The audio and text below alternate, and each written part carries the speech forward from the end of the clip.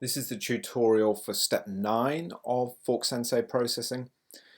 In the previous step we created a plot of the fork distribution, and maybe that's all the information you need, but you may also want to plot profiles through the fork distribution. For example, you may want to plot what does the fork distribution look like in profile along the horizontal, or maybe a slice through the vertical, and so on. Okay, so step 9, if you want to, allows you to configure these profiles for plotting, and simply press the button configure profiles, and we get a menu here that asks us, do we want to plot a horizontal profile or do we want to plot a vertical profile? Now if we're choosing to plot a horizontal profile, we use the sliders in the first box here, and that says what BU value or value on the vertical do we want to draw our profile along, and what's the limits on the horizontal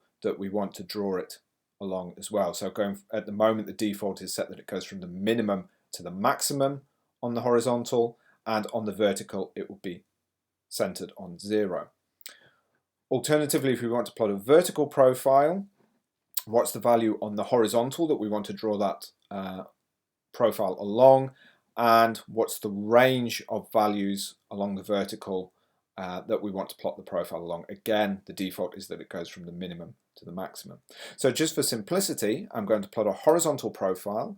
It's going to run through my fork diagram from BU equals 0 on the horizontal axis, and on the vertical axis, and on the horizontal axis it's going to go across the full range of my fork distribution. If I did want to change any of these, I simply use the slider to set the value, or alternatively I can type the value in directly into the block. So once you've set up the type of profile you like, then you're ready to move on to step 10, where you can plot the profile.